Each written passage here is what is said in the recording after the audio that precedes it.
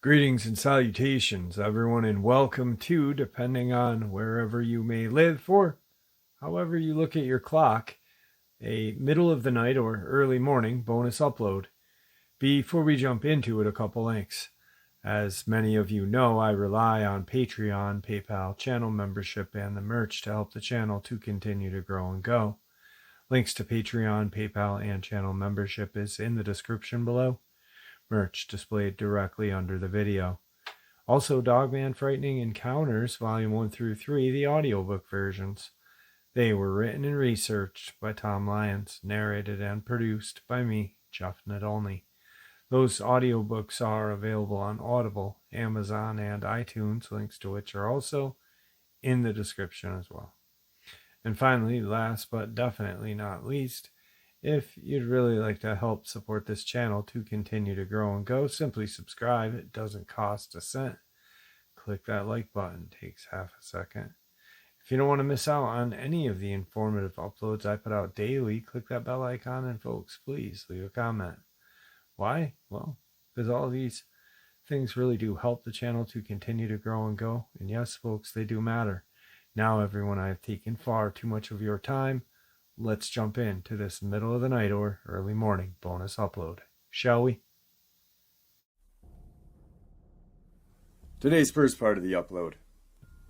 On January 12th of 2006, a witness walked into his home to find a devil-like creature confronting his 6-year-old Labrador dog. The creature seemed to be an unusual combination of monkey, dog, and devil. Suddenly, it sprang to its hind legs and ran, nearly pushing us over to get out of the open door I had just come through.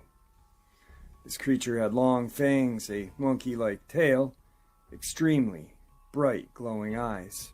In another report, an Ohio woman driving through Roanoke, Virginia, at about 2:30 in the morning, reported a similar encounter in the late 90s while driving on a dark road at night, and forced to take a detour due to road construction. She had driven past a road sign that read Red Wolf Crossing, close to Elizabeth City, when the creature, which was not a wolf, leapt in front of her car.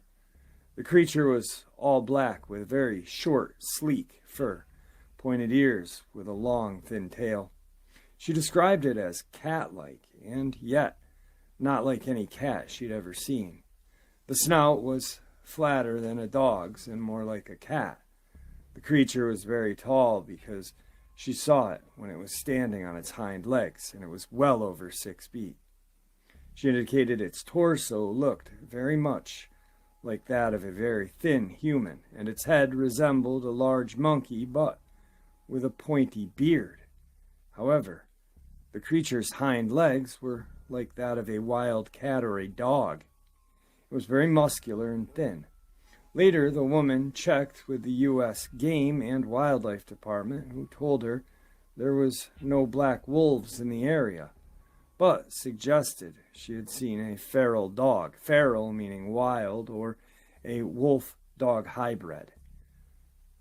But the woman emphasized that it was not a wolf or a dog. The woman explained the creature may have been on all fours just before leaping. The creature leapt with such force and height that it only took one bound to cross both lanes of the highway. This indicates the creature leapt more than 18 feet or 6 meters to get across the road. Dogs and wolves do not leap this far in one jump. Even larger animals, such as deer, usually take several bounds to leap across the road. These descriptions are somewhat similar to the infamous Dover demon, which began on April 21st, 1977 in Dover, Massachusetts. This next encounter comes to us from Illinois. I had just turned 60 back in November. Anyway, I was 14 or 15 at the time, and my buddy and myself went hunting up on Burlington Northern Track, between the town of Dayton and Wedren. We had just gotten some heavy snow. We got about 10 to 12 inches. We made it all the way up to where the Wedren silica pits were, and we turned and went across the tracks. Came back the other side, and we were pretty well gassed out because it was a long walk in the deep snow. Anyway, we got about a half a mile from the state cemetery, and we're not talking. We're winded. Anyway, I heard something growling and snarling, and my friend Jimmy walked up behind me, and we're both looking around. There was this large canine creature, and there was a 4 to 5 strand barbed wire fence, and it was on the other side along the timberline. There was a big orange moon coming up on the east side of the river. The river runs north to south. So this creature comes up to the edge of the fence. I had a 20 gauge single shot, and I believe Jimmy had a 12 gauge single shot. I had mine cocked, and I imagine he had his cocked as well. And it stood up, and it was about 4 to 5 feet over the top of this fence. It was huge. It was terrifying. Anyway, it had red eyes. It was just as red as it could be. And it was not from the moonlight, because the moon was still on the east side of the river coming up.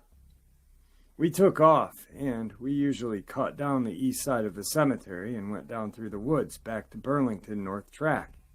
But we were too scared to go that way, so we went around the cemetery on the west side and went all the way to his house.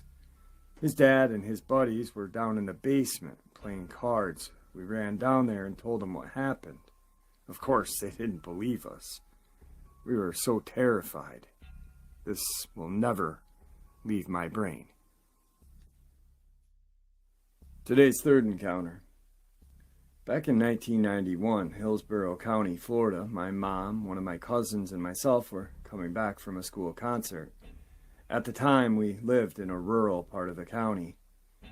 We were 3 miles from our house when my mother hit the brakes really hard. I was in the back seat sleeping, and my cousin was sleeping in the front passenger side. I heard a hard thump, and then my mom hit the gas. I asked what happened, and she screams out, "I just hit a werewolf." My cousin's eyes were wide open, and she wouldn't talk at all. My mother told me more details when we got home. Before she hit it, she noticed a car on the other side of the road up ahead. When she came upon it, a creature jumped right in front of the car. She was going 45 when she hit the brakes. It landed on the hood of the car. Its face landed on the windshield.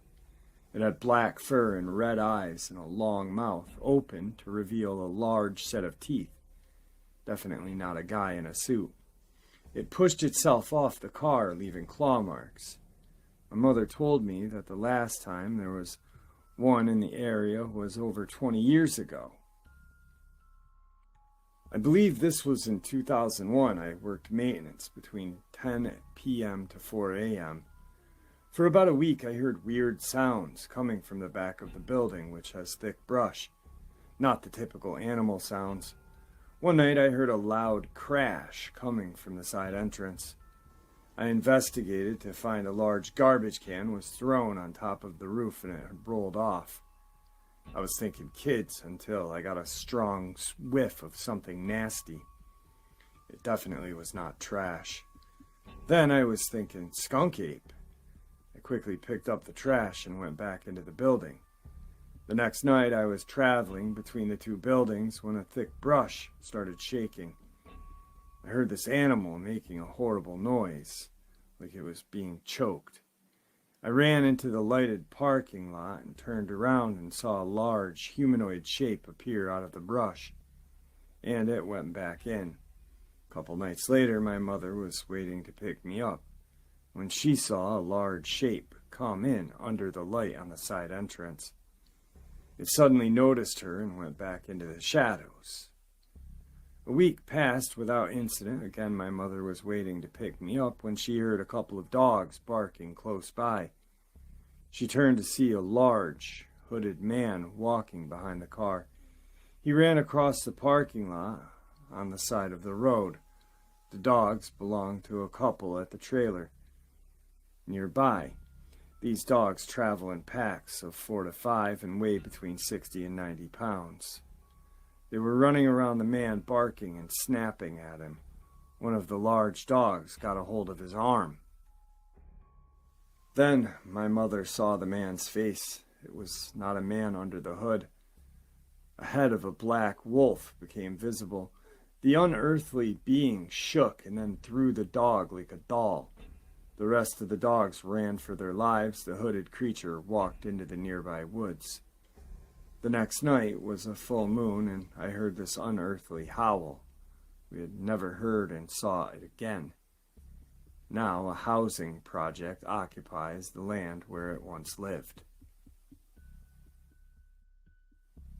The next two parts of today's upload are going to be looking at possible Dogman Sasquatch UFO extraterrestrial connection. Today's fourth part of the upload, Uniontown, Pennsylvania, October 25th, 1973, 9 p.m. 15 people observed a very large, red, spherical object hovering low in the sky, which began to descend toward a pasture. Witnesses and two boys proceeded up the field and observed a white dome-shaped object on the ground that illuminated the area and was making a loud whirling sound. It was estimated at about 100 feet in diameter. They were about 250 feet from the object and about 75 feet from the fence line. Walking along the fence line, two figures, 7 to 9 feet tall, covered in hair and arms hanging past their knees and displaying glowing green eyes. The creatures were fired upon. First tracers were shot overhead, and then live ammo was used. The larger of the two creatures turned towards the other, almost touching it, and at the same time the object in the field disappeared and the sound stopped. The creatures slowly walked toward the woods. One boy had already ran home. The other two had left the field, went to a farmhouse, and moved the family members to the neighbor's home and called the state police. When a trooper arrived, he and the main witness went to the site, and where the object had landed, there was a glowing area that, according to the trooper, was about 150 feet in diameter. He said he could read a newspaper from the amount of light that was emitted. The farm animals refused to go into the area. One witness reported that before they left the field, the larger of the two creatures was seen about 10 feet behind them. He shot at it and struck it. Later that night, the investigation team, which included the main witness, Stephen, Stan Gordon, Dave Baker, Dave Smith, George Lutz, and Dennis Smetzer, arrived in the area. Radiation levels were normal, glowing area now gone, but the animals still would not go near that spot. Strange events now began to take place. A farmhouse several hundred feet from them was seen by some in the party to suddenly light up like daylight for several seconds.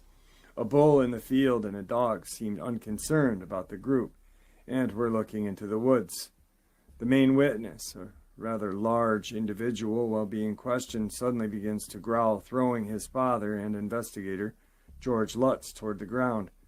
The man ran into the field, growling like an animal and emitting screams, one that was nearly inhuman.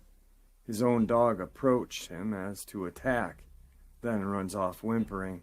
The man suddenly collapses to the ground. Then two of the investigating team begin to complain that they're having trouble breathing. Suddenly the air is filled with a strong odor that was compared to rotten eggs.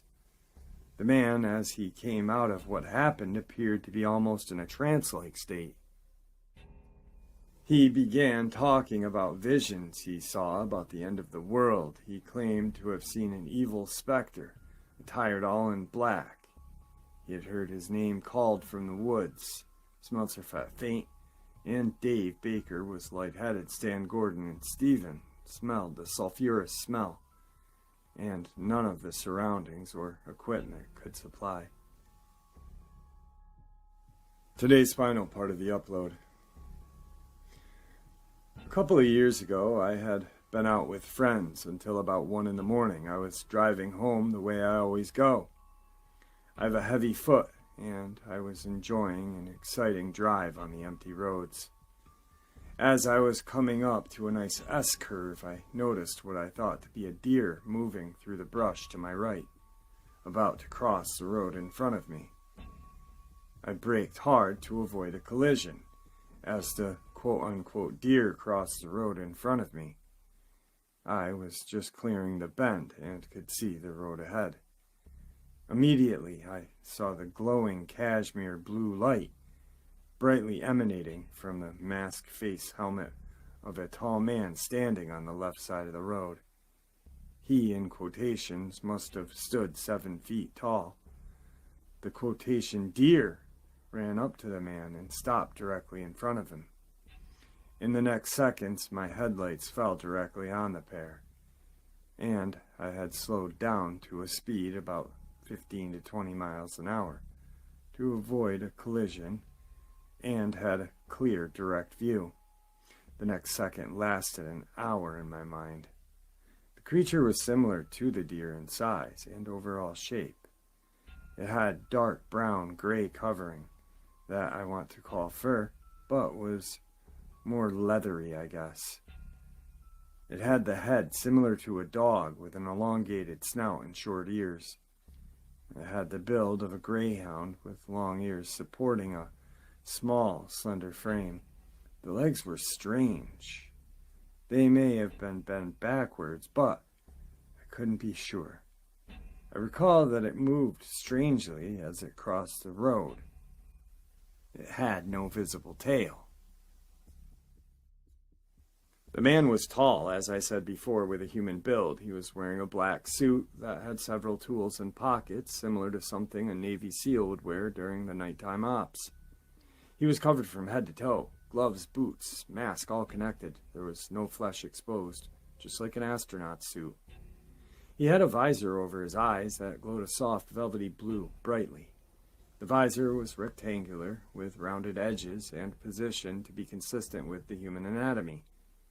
The light obscured the shape of the head somewhat, but again, it seemed to have the head consistent with human anatomy from the straightforward perspective. He was watching me as closely as I was watching him. As I passed slowly 7 feet away, we made eye contact, and that blue glow followed me in my rearview mirror until I was to the next bend and he was out of sight. At this point, I was very unsettled, and another unsettling thing happened. I felt him call to me. It was like a feeling more than words. It wanted me to come back. It was a strong urge to turn around, mixed with feelings of peace and tranquility. Suddenly, I realized that I had unconsciously brought my car to a stop. This frightened me to the core, and it still does. I immediately floored the car and blew the stop sign at the end of the road and raced all the way home. In the years that has passed, several small incidents have occurred that could be and were written off as just strange. However, a pattern was developing. It wasn't until 4 years later I was able to confirm my suspicions. My girlfriend and I moved to a secluded location in Upper Bucks County, PA. We used to smoke cigarettes on the front porch at night. One winter, we noticed a very bright flash of white light coming from the backwoods behind the house. It was so bright that it could have been lightning, but there was no clouds in the sky. We went to the backyard to investigate, becoming very suspicious of a possible intruder taking pictures in our woods. The flash continued intermittently, but with no discernible pattern. I then realized that the light was actually off the ground at least 10 feet. This made us uncomfortable, and we went inside. This became a recurring phenomenon at our home until one night we decided to find the source. We took a gun and a giant spotlight and tried to find it. We drove around the back of our property and discovered that it was definitely coming from our woods. We listened and watched in silence, but heard nothing, and could only see the light in the sky above, not directly towards us. We then drove back to our driveway and began to see it clearly again. I tried to flash it to find out with a spotlight, but had no luck. It simply flashed as it pleased with no reaction to us. Then we heard a familiar sound. It sounded as if a 747 was going overhead. I expected to see a low-flying airliner pass overhead, but was instead shocked at what I saw. A triangular craft passed slowly overhead, maybe 100 feet above us. It had three flashing lights at each point, and several smaller glowing orange lights in between. It was making a sound of a large jet airplane. However, if it had been a jet, it would have deafened us at the distance it passed. It also moved much slower than any type of jet-propelled craft. It was approximately 30 feet wide and had cubic features. The craft moved over us and paused briefly directly over where we thought the source of the light had come from. It then vanished without a sound, and there were no more flashes of light that evening. We assumed that it had collected some sort of probe that was spying on us. This incident frightened my girlfriend, and she was no longer willing to investigate the flashing lights that persisted on several occasions. Not long after that, I became aware that I was being startled awake several nights a week at precisely 3:33 in the morning. It happened so frequently and was so unsettling that I began to research the condition that I may be suffering from. I tried the suggestions provided by other people experience, but came to no solid conclusion. Then I found a page that tied 3:33 a.m. to a UFO activity and connected the dots. Once I became afraid of the possibility of abduction, I discontinued discussing anything of the sort with my spouse. I did not want her to be afraid. Since then, we have moved twice, have not encountered any more lights. However, we also quit smoking and quit looking. We don't go out late at night. I forced myself to stop looking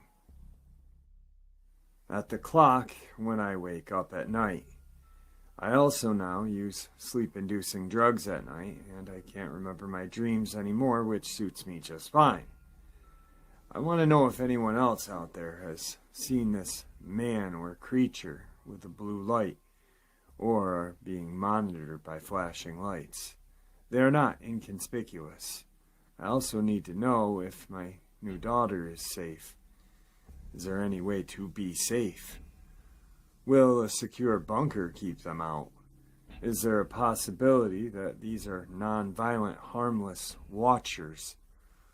Or are they all invasive abductors?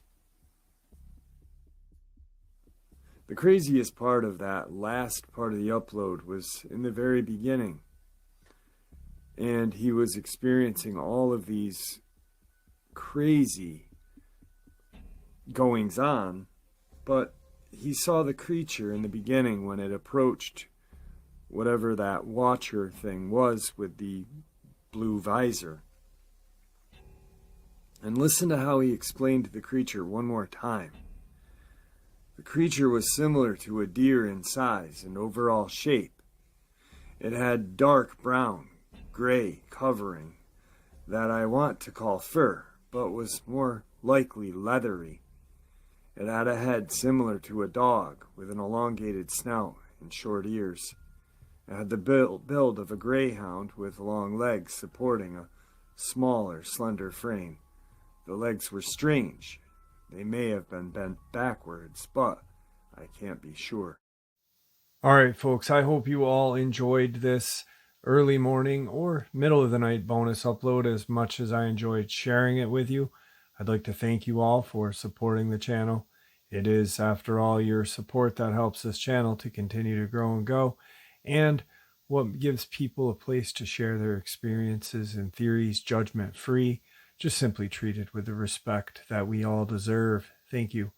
Please stay safe, happy, healthy, and ever vigilant, keeping an eye on our children, pets, family, and friends. These creatures are real. They are out there. They are definitely dangerous. Share this with those you love and care about, and it may just help save their lives someday. Until next time, never stop asking questions, never stop searching for the truth, and God bless.